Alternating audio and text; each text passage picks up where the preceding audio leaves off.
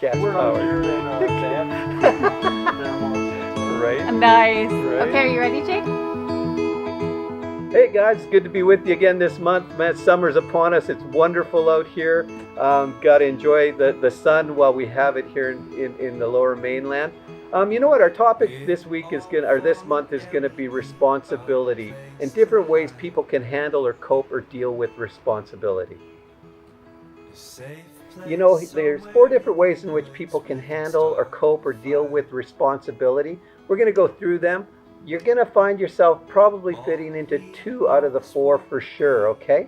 So the first one is throw. So some people are throwers of responsibility, and what that means is when something comes up, it's never theirs. It's always somebody else's fault. It's always somebody else's responsibility. This is little Johnny, who's 10 years old, who forgets his coat when he's going to the playground with the family, and all of a sudden he starts to get cold, and he's like, "Hey Mom, where's my coat?" And she says, "Johnny, I thought you would have brought it." "Mom, why didn't you bring my coat? You knew we were coming to the playground. I can't believe it. Now I'm freezing." What's he doing there?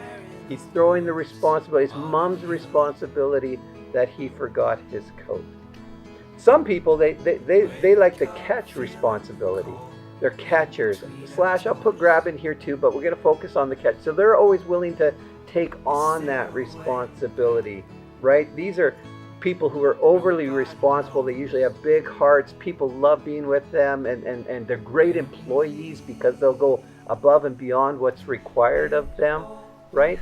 But this is the mom in that situation that goes, "Right, sorry honey, here, take my coat." Right? And so they just kind of catch that responsibility, or they grab it. The third one would be hold. So some people are holders of responsibility. What this person does is usually when something comes up is they'll take a bit of a step back and they'll evaluate it first. Is this my responsibility? And if the answer is yes, they believe it is, well, they're going to hold that responsibility. They're going to take care of it. Now, it doesn't mean that they're not going to ask for somebody's advice or somebody's opinion. You know, they might even ask for somebody to help, but they're not going to expect anyone to take it from them. It's theirs, and they're going to hold on to that. And then the last one is fold. And what the folder does is, I guess they start off the same way as the holders. They'll take a step back and they'll evaluate, is this my responsibility? And if they feel like the answer is no to that, well, then they're going to fold. It doesn't mean, again, that they don't care. It doesn't mean that they might even be willing to possibly help in a situation, but they're not going to take on that responsibility for it.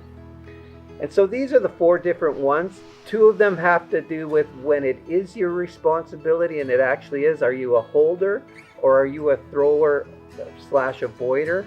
And then there's 2 that are when it isn't your responsibility. Are you going to fold when it comes to that responsibility, or are you going to be a catcher or a grabber of it and taking it on? So I want you to think about that this month, and you know what? We're going to come back to this again next month and add a little bit more, but I'll give you a month to evaluate yourself, and we'll take it from there. All right? Take care. A little warmer now, and we all sit around the fire.